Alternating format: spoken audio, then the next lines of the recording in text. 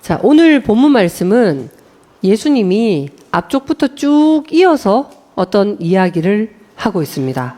그러니까 딱 이것만 잘라서 볼 것이 아니라 앞에 어떤 중요한 이야기에 이어진 이야기다. 자, 이걸 좀 염두에 두시면 좋겠습니다. 예수님께서 앞쪽 본문부터 강조하신 것은 무엇이냐? 그 주제는 하나님의 나라입니다. 하나님의 나라. 그러니까 하나님 나라가 어떻게 나와 상관이 있을 것인가? 하나님 나라를 다른 말로 뭐라고 표현할 수 있을까요? 천국이죠. 천국이 어떻게 나와 상관이 있을까?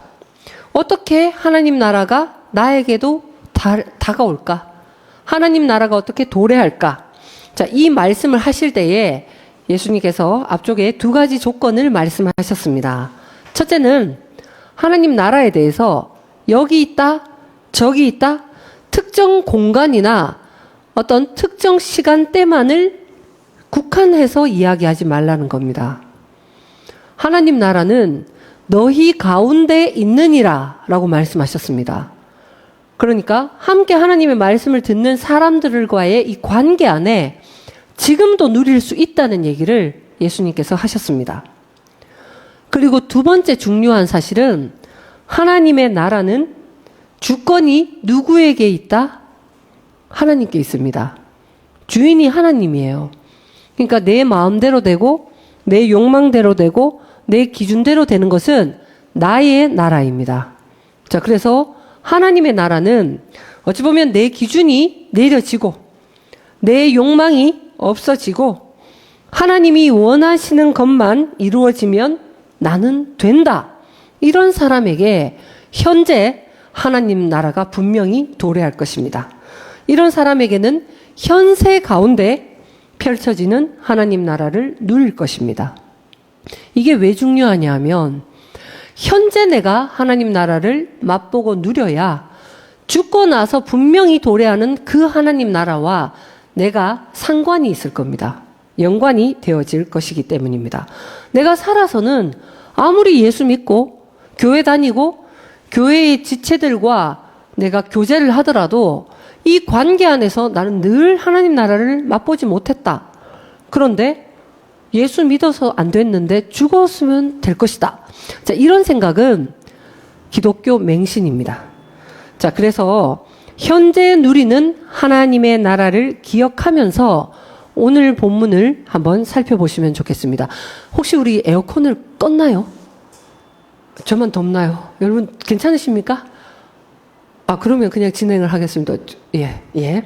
자, 그러면 지금 현재 누리는 하나님 나라를 기억하면서 오늘 본문을 한번 살펴보겠습니다. 자, 예수님께서 지금 베드로와 야고보와 요한 요 세 명의 제자를 데리고 산에서 내려오셨습니다.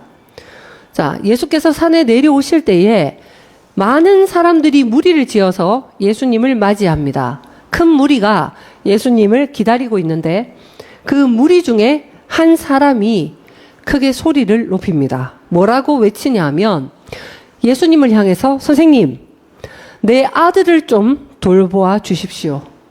내 아들은 외아들입니다. 지금 아들에게 급박한 일이 일어나는데 아들도 귀한 아들이 딱 한 명이라는 거예요. 독자라는 겁니다. 자, 그런데 이 외아들의 구체적인 현상이 어떠하냐 했을 때 귀신 들렸다는 겁니다. 귀신 들린 외아들이 있는 이 아버지가 예수님 앞에 간곡하게 아들을 살려달라고 돌봐달라고 요청을 하고 있습니다. 자, 우리 우선 귀신 들렸다 할 때 이전에도 주일 설교 때 몇 번 함께 나눴습니다. 귀신 들린 사람 무섭죠? 두렵죠? 자, 여기에 대해서 우리는 조금 내용을 정리를 해 가실 필요가 있습니다. 자, 귀신에 대해서 우리가 흔히 귀신은 악한 영이다. 맞습니다. 자, 그리고 하나님과의 관계에 있어서 귀신은 늘 대적하고 하나님과 대립하고 하나님과 싸우고 어찌 보면 하나님께 덤비는, 그래서 하나님, 천사, 성령 여기에 늘 대립 관계에 있는 사탄, 마귀, 귀신 이렇게 해서 대결을 해서 때때로 우리가 기도 생활을 열심히 안 하면 하나님의 선한 영측이 막 밀려가지고 거기에 위축되고 그리고 막 악한 것이 판을 펼치고 이런 생각을 저도 많이 했었습니다. 자, 그런데 이렇게 보시면 됩니다. 감히 하나님께 필적하고 하나님의 명을 거부할 수 있는 그런 악한 영은 없다. 그러니까 귀신도 하나님의 통치 하에 있다고 보셔야 됩니다. 하나님의 수단 아래에 있는 것이 귀신입니다. 하나님의 도구이고 하나님에 따라 하나님의 부리는 영이에요. 하나님의 심부름꾼입니다.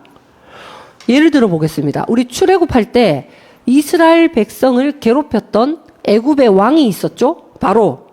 자, 이스라엘 백성이 출애굽을 하려고 하니까 바로의 마음이 더 강팍하게 된 거예요. 더 고집이 세고 자기 중심적으로 돼서 이스라엘 백성이 출애굽 못하도록 막습니다. 자, 그럼 이때 바로의 마음을 강팍하게 했던 그 강팍한 마음을 불어넣었던 게 누구냐 하면 하나님이에요. 하나님이 바로의 마음을 강팍하게 하셨습니다. 자, 그 결과 어떻게 됐냐면 이스라엘 백성은 더 애굽을 탈출해야 되겠다라는 의지가 강화됐습니다. 야, 애굽은 내 집이 아니구나. 여기에서 좀 종살이, 머슴살이라도 해서 여기에서 떨어지는 콩고물이 어디야?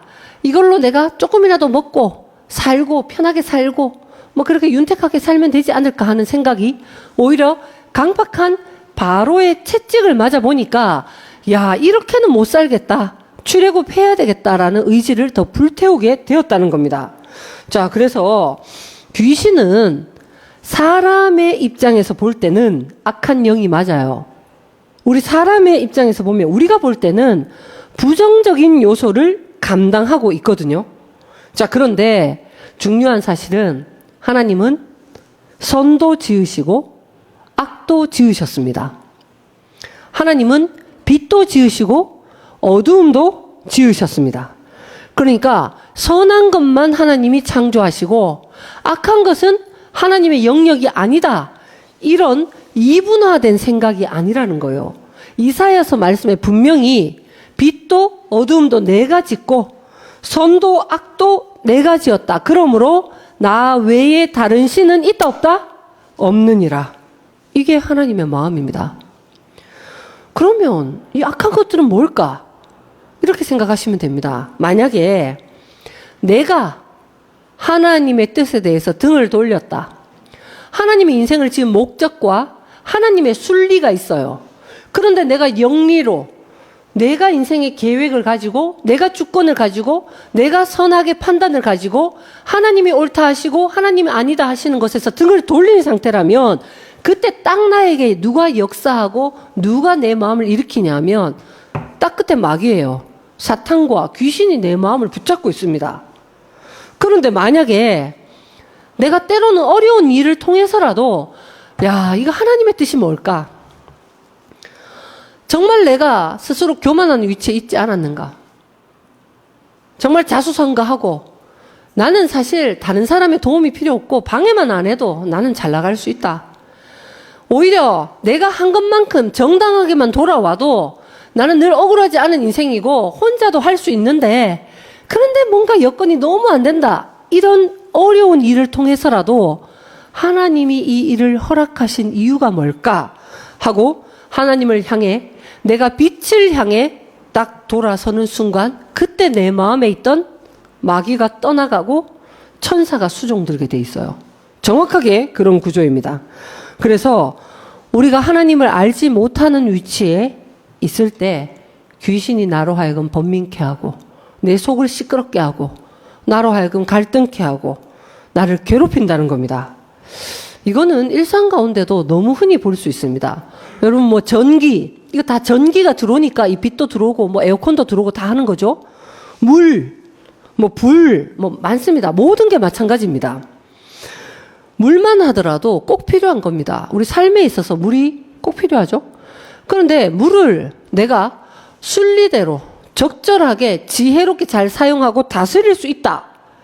이렇게 되면 물은 너무 유익한데, 그런데 만약에 뭐 어떤 사람이 욕심이나 뭘 제대로 관리를 안 해서 뭐 댐이 막 이렇게 터져버린다든지 뭐 이렇게 해서 홍수가 터지면, 그러면 뉴스에, 신문에 수마가 핥히고 간 자리, 수마예요. 물 숫자입니다. 물은 물이죠. 물은 물인데 물막이 이게 수마예요. 수마. 불도 마찬가지입니다. 불도 꼭 필요합니다. 불이 있어야 됩니다. 그런데 우리가 소홀하게 하고 목적 안에서 다스리고 순방향 안에서 불을 관리하지 못하면 자칫 잘못해서 화재가 크게 일어났다, 싹 타고 지나가죠. 화마가 지나간 자리. 아유, 그러면 불이 다 막이냐? 아니에요. 불은 분명히 어떤 목적 안에 사용되어지면 요긴한 것이지만, 이게 다른 쪽으로 관리가 안 되면 불막이라고 표현을 합니다. 야, 이거 사람 마음에 마찬가지라는 겁니다. 자, 이거를 신학적으로 표현하면 이원론이 아니라 이론론이에요. 이론론.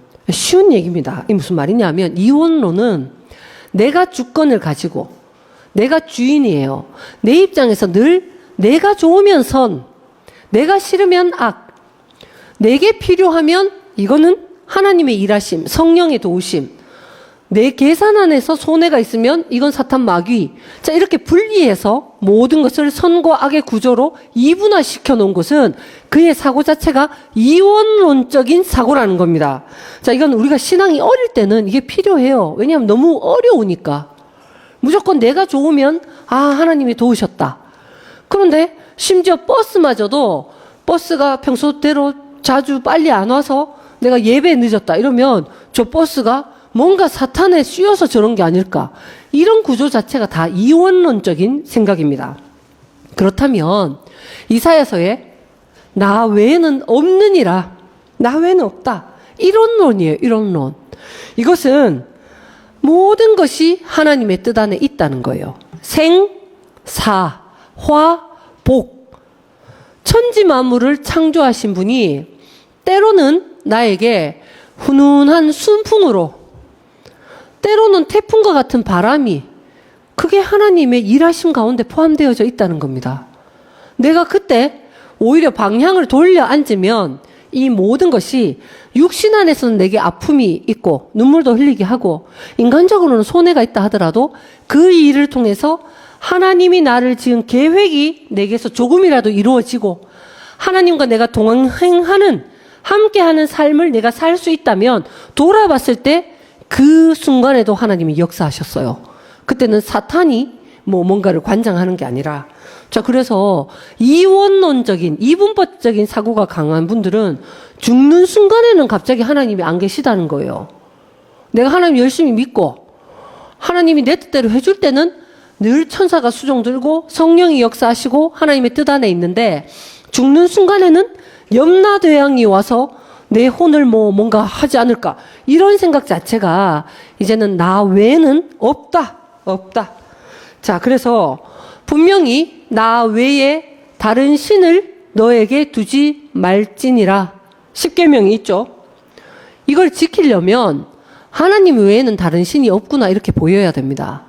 늘 내가 이원론적인 사고 안에서 내가 주인 되어서 선악을 나누고 악한 사탄 마귀 늘 거기에 관심이 있는데, 그런데 계명은, 십계명을 하나님 외에 다른 신을 안 두는 것은, 나는 절에 안 가고 교회 간다, 나는 다른 불상을 쳐다보지 않는다, 이런 게 아니라 진짜 생사하복의 모든 순간에 하나님이 함께 하시는구나, 이것마저도 안타까운 가운데 하나님의 허락하심으로 받아들일 때에 내가 나 외에는 다른 신이 없다라는 계명을 온전히 지키게 됩니다. 마귀 한번 연구해 보려고, 귀신 사탄 한번 쫓아내 보려고 거기에 또 심취하는 분들은 그것 하다가 인생 다 갑니다.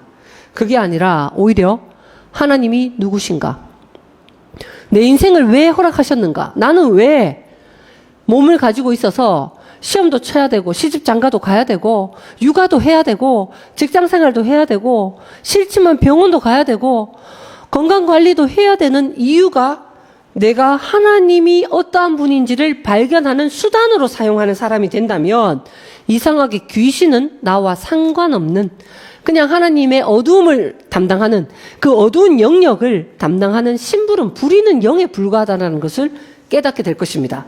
자, 다시 본문으로 돌아와서 오늘은 한 가지만 하고 마무리를 하겠습니다. 지금 귀신 들린 외아들의 상태를 구체적으로 한번 보겠습니다. 지금 어떤 현상을 가지고 있냐면 39절인가요? 우리 39절을 같이 한번 봉독을 하도록 하겠습니다. 우리 공과 가지고 있는 분은 보이실 겁니다. 시작.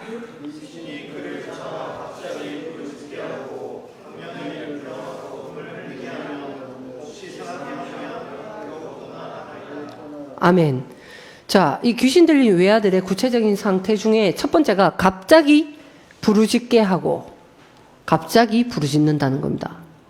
이걸 원어로 한번 찾아보니까 갑작스러울 일이 없는데 다급하다는 겁니다. 갑작스러울 원인이 아무런 원인이 없는데 막 급하다는 거예요. 우리가 위험한 상황이 있으면 급해야 되는 게 맞아요. 만약에 내가 지금 뭐가 날아온다, 뭐 어떻게라도 막든지 숙여야 됩니다. 자, 그런데 그게 아니라 귀신 들린 사람은 앞뒤 관계도 없고 어떤 원인도 없는데 갑자기 행동한다는 거예요. 갑자기. 그러니까 아무런 큰 소리를 낼 이유가 없고 외치거나 부르짖을 원인이 자기에게 평소에 없는데 막 뭔가 부르짖고 외치고 크게 뭔가 요청한다는 겁니다. 자, 그러면 갑자기 외치지 않는다는 건 뭘까요? 쉽게 표현하면 갑자기 그렇게 행동할 만한 원인이 있다는 겁니다. 자, 이것은 우리 신앙 안에서 저와 여러분이 하나님과의 관계에 있어서 예수께서 정말 나의 구원자이신가? 나의 구원은 어디에 두는가? 돈인가? 나의 구원은 내 남자친구인가? 나는 뭐만 되면 살맛이 난다. 뭐가 안 되면 난 밤잠을 못 자겠다. 가만히 보면 그게 나의 구원이에요. 예수가 나의 구원자시다. 그리스도이시다. 이거에 대해서 왜 그럴 수밖에 없는지에 대한 원인을 들어야 됩니다. 원인도 듣지 않고. 그리고 진짜 예수가 내 운명으로 받아들여지고 이런 모든 원인과 과정이 있는 다음에 내가 거기에 대해서 어떤 반응이 있고 간구하게 되고 기도하게 되고 외쳐야 이게 원인이 있는 외침입니다. 그런데 귀신 들린 자는 거두절미하고 외친다는 거예요.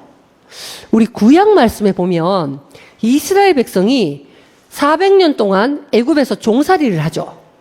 자, 그때 출애굽을 하고 광야에서 한 40년 동안 또 모세와 함께 뺑글뺑글 돕니다. 이때 십계명도 받죠. 자, 그러고 난 다음에 마지막에 가나안에 들어갑니다. 이 가나안은 선조 아브라함 때부터 지금 저와 여러분에게 주시는 약속의 땅입니다. 가나안에 들어간다는 것은 다른 말로 하면 하나님의 뜻이 내 본성이 되어서 저절로 내가 마음대로 하는데 하나님의 뜻에 위배되지 않는 상태예요. 이게 젖과 꿀이 흐르는 생명성이 충만한 신앙생활입니다. 내 마음대로 하는데 하나님의 그 가려운 부분을 내가 긁어주는, 정말 하나님이 거기에 너무 관심이 있고 저렇게 좀 안 했으면 좋겠다 하는 하나님의 거룩한 기준이 있는데 그것을 감히 우리 몸 가진 인생이 내 본성 안에 녹아들어서 내가 아버지의 눈길이 있는 곳에 내 눈길도 머물고 아버지 싫어하는 일은 누가 하지 말라 잔소리해서가 아니라 내 마음으로부터 꺼려지는 상태는 아버지와 내가, 하나님과 내가 한 본성으로 생명 안에서 신앙을 풍성하게 누리게 되는 상태. 이게 땅으로 표현하면 가나안 땅에 들어갔다 이 말입니다. 오늘날 대한민국의 2023년에 살고 계시지만 가만히 보면 우리 속사람의 신앙 상태는 아직 출애굽도 못한 사람이 있어요. 아직 세상 가치에 늘 쩔어 있고 잘 먹고 잘 사는 문제, 혈과 육, 위대함, 역량, 소유로 내가 한번 정말 세상을 위축되지 않고 그리고 세상에서 인정받고 다른 사람에게도 넉넉히 베풀고 이런 구조로 살아가는 길을 원하면 아직 나의 영적인 상태는 마치 구약으로 본다면 어느 땅에 거하고 있다? 애굽이에요, 애굽. 이때는 출애굽을 해야 됩니다. 그리고 광야에서 40년 도는 동안 아직 출애굽은 했지만 세상 가치로부터 나와야 된다는 것은 인정했지만 내 생명과 본성으로 저절로 하나님이 명하시는 게 하나님 명령이 아니라 진짜 내가 원래 그렇게 하고 싶었는데 누가 하라 하면 시원한 거 있잖아요. 자, 목이 마르다. 죄송합니다. 목이 마르다. 뭐 너무너무 물 먹고 싶은데 누가 시원한 얼음물 좀 드세요. 이러면 이거는 억지로 하기 싫은데 내가 계명입니까? 아니에요. 이거는 본성 안에서 동일한 거예요. 내가 너무 졸린다. 그런데 저기 들어가서 한 2시간 낮잠 자고 오세요. 이거는 마음이 딱 맞아 떨어지는 거죠. 신앙생활이 그렇다는 거예요. 아직 내가 하나님과 충돌이 있다. 하나님 기뻐하시는 건 알겠는데 내가 너무 연약해서 안 됩니다. 그걸 의지와 신념으로 책임감으로 해가는 게 아니라 본성으로 되지 않는다면 나의 영적인 상태는 정직하게 어디에 있다? 광야에 있다 이 말입니다. 가나안에 들어가는 거는 쉬운 일은 아니에요. 그렇지만 하나님의 약속이에요. 할 수 있기 때문에 주신 약속이에요. 이스라엘 백성이 구약의 가나안에 들어가기 위한 초입에 뭘 만나게 되냐 하면 여리고 성을 만나게 됩니다. 여리고 성은 정말 역사 속에 실제하는 당시에 난공불락의 그런 실제하는 성이었습니다. 그런데 우리 동시에 들어가기는 들어가야 되는데 사람의 힘으로 절대 무너뜨릴 수 없는 이 여리고성, 이거를 만났을 때 어떻게 여리고가 무너지고 가나안을 누릴까? 오늘날 신앙 안에서 저와 여러분 안에도 다 자아의 성이 있습니다. 여리고보다 어쩌보면 더 단단해요. 가만히 보면, 가만히 살펴보십시오. 사람을. 그 자기도 한번 생각해 보십시오. 나도 꽤나 대화도 되고 타협도 되고 그리고 남에게 막 적극적으로 피해를 주지 않고 잘 소통되는 면이 있는데 어느 한순간 뭐가 하나 딱 걸리면 마치 여리고 성처럼 내 성문을 굳게 닫고 내 자아의 문에 빗장을 딱 걸고 난 절대 안 들을 거야. 저 말에 내가 순간 조금이라도 홀려가지고 내가 저기에 설득당하지 않을 거야. 딱 단절할 때가 있습니다. 그 가만히 보면 자기의 각자의 여리고성입니다. 모든 사람에게 있는 자기 고집과 아집의 그 아성의 문, 이게 무너져야 가나안을 누려요. 그게 과정입니다. 이게 안 무너지는데 나는 이미 가나안에 있고 가나안에 막 구약에 보면 땅 분배 막 하잖아요. 거기에 토산을 나는 이미 먹는 사람처럼 얘기하는 것은 하나님 앞에 거짓말하는 겁니다. 자, 그런데 이때 어떻게 가나안이 내게 누려지는 내 여리고가 무너질까? 무력으로? 신념과 의지로 안 됩니다. 그때 딱 보면 어떻게 하냐면 하나님의 말씀이 들어있는 법궤, 언약궤를 7명의 제사장이 메고 그리고 양뿔로 만든 양각 나팔을 제사장이 들고 그리고 앞뒤에는 군사가 조금 호위를 하고 이스라엘 백성이 다 따라요. 그렇게 딱 해서 이 여리고성을 매일 한 바퀴씩 돕니다. 다 같이 돌자 동네 한 바퀴 이렇게 여리고성을 한 바퀴씩 돕니다. 그런데 이때 필수 조건이 있어요. 6일 동안 하루에 한 바퀴씩 돌 때 침묵해야 됩니다. 내 입을 다물고 귀를 열어야 돼요. 듣는 것에 집중해야 됩니다. 중요한 신호나 정말 중요한 메시지를 듣기 위해서는 기다릴 때 침묵해야 됩니다. 내 할 얘기가 너무 많다. 사실 나는 말할 것밖에 없다. 누구에게 들을 필요 없다. 듣지 못하기 때문에 여리고성이 무너지는 역사가 일어나지 않는 거예요. 예배를 수십 년 드려도 나름 신앙생활 열심히 해도 왜 나는 내 마음이 바뀌지 않을까? 내 마음을 바꾸는 것은 어떤 물리력이나 아니면 나의 신념이 아니라 성령이 내 마음에 찾아오셔서 내 가치관을 만져야 되는데 최소한 성령이 찾아오시려면 마치 6일 동안 돌듯이 내가 하나님 앞에 육체는 멀쩡하지만 달리기도 잘하고 축구도 잘하지만 기능에 문제 없지만 하나님의 말씀이 내 안에 온전히 충만하지 못한 나는 육에 속한 7일째를 아직 맞이하지 못한 사람입니다라는 것을 시인하며 하나님의 메시지에 귀를 기울이고 침묵하면서 돌아야 돼요. 듣지 못하면 응답할 수 없고 응답하지 않는 사람에게는 성령이 역사하지 못합니다. 듣지 않고 늘 자기 주장을 펴고 자기 말하기에 바쁜 사람은 여리고가 무너지는 역사도 없고 그래서 가나안을 누리지 못한다는 겁니다. 자, 근데 7일째가 딱 되면 하루에 7바퀴를 여리고성을 막 돌아요. 그리고 어떻게 하냐면 양뿔 나팔을 가지고 있는 7제사장이 뿌 하면서 길게 양 소리를 통해서 나오는 나팔을 붑니다. 이게 들리면 이때는 이스라엘 백성이 어떻게 한다? 모두 크게 외쳐야 됩니다. 이때 외쳐야 되는 거예요. 자, 이전에는 하나님의 뜻에 대해서 온전히 몰라요. 그리고 헷갈리고 아직은 갈등 상황에 있고 이럴 때는 들어야 됩니다. 침묵하고. 그리고 이제 양뿔로부터 나오는 소리, 어린 양으로부터 오신 예수 그리스도의 말씀에 대해서 내게 조금씩 들리기 시작하면 그때 외쳐야 된다는 겁니다. 자, 그런데 귀신 들린 자는 어떠하냐? 거두절미하고 외칩니다. 제가 이 본문을 대하면서 너무 찔렸던 옛날의 에피소드가 생각납니다. 그 말씀을 하고 마치겠습니다.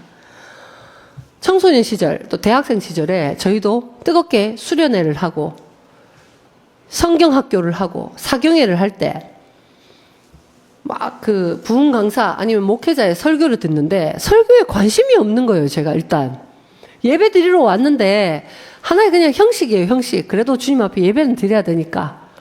근데 그렇게 설교가 안 들리더라고요. 사실. 그러니까 설교 시간에는 주로 주보 쳐다보고 뭐 뒤통수 보면서 저 집사님 뭐 빠마 하셨네 뭐 그리고 저 사람 그대로네 뭐 옷 바꿔 입었네 뭐 형광등 개수 세고. 그래도 심심할 땐 진짜 제가 주보 오탈자 검열하고 말이죠. 누가 헌금 냈나 안 냈나 이런 거 보고. 그렇게 하다가 이제 마지막에 찬송 부르면 막 찬송 부르는데, 그런데 평소와 다르게 수련회를 하거나 신앙 사경회를 하면 기도회 시간이 있습니다. 꼭 보면 3박 4일 마지막 그 하이라이트 시간에. 그러면 막 설교를 하고 부흥 강사가 뜨겁게 막 외치는데도 메시지는 안 들리는 거예요. 안 들리는데 갑자기 기도하겠습니다 하면서 막 찬양팀 앞으로 다 나와주세요. 그때는 북 쳤어요. 북. 그리고 막 찬양팀이 시스템 앰프 막 끝까지 올리는 거예요. 막 그러면서 막 갑자기 크게 얘기하시면서 이 부흥 강사가 주여 삼창 하면서 기도하겠습니다.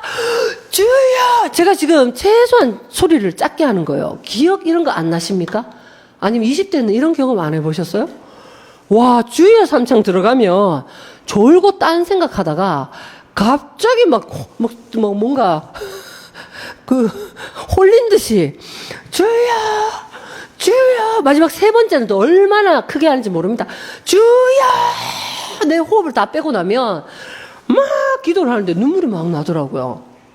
도대체 무슨 설교를 듣고 무슨 원인이 있고 내게 어떤 찔림이 있고 어떤 동기부여가 있는지 모르고 할 얘기만 많은 거예요. 그냥 내가 주장하고 싶은 거, 평소에 섭섭했던 거, 억울한 거, 내 뜻대로 안 풀리는 거 막 그게 내 감정을 충돌했던지 간에 주여 삼창 갑자기 크게 외치는 겁니다. 먼저는 여리고성을 앞두고 6바퀴, 하루에 1바퀴 돌았듯이 예수님은 어떤 분인지, 그분의 뜻과 나는 너무 멀리 살아왔다라는 내 자신에 대해서 뭘 들어야 같이 비교라도 되죠. 하나님의 영원한 가치와 내가 지금 추구하는 게 뭐가 다른지, 같은지 안 듣는데 이미 안다는 거예요. 그리고 그것을 정말 내 운명으로 받아들일 때 갈등 심각합니다. 속이 시끄러워요. 야, 진짜 이 방법밖에 없나? 이걸 내가 듣고 있어야 되나? 그리고 나서도 그분의 뜻 앞에 내 인생 계획과 나의 육신에 속한 욕망이 처리되는 절차를 원인으로 해서 이게 들릴 때 응답하고 외칠 수 있는, 그때 성령의 일하심으로 내 마음에 단단하게 내 더 이상 상처받고 싶지 않아. 그리고 나 이렇게 하니까 되더라 하는 나의 노하우, 나의 삶의 모든 경험에 빗장이 와르르 무너지면서 가나안에 한 발씩 들어갈 수 있는 성령의 역사하심을 늘 경험할 수 있는, 듣고 응답하는 원인이 있고 그 과정에 내가 하나님 앞에 기도할 수 있는 저와 여러분 되시기를 축원드립니다. 기도드리겠습니다. 하나님 감사합니다.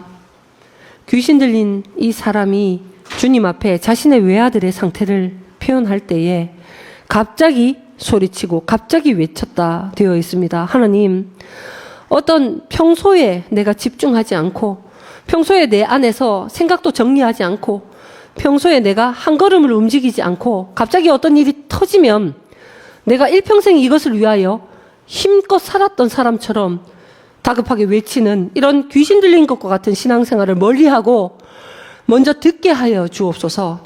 내 아집과 내 스타일과 나를 주인 삼는 나의 여리고성이 무너질 때에 내 혈과 육이 아니라 또 육신의 아픈 경험 때문에 무서워서 무너뜨리려고 애쓰는 것이 아니라 오직 하나님의 말씀에 듣고 반응할 수 있는 그러한 신앙을 허락하여 주시옵소서.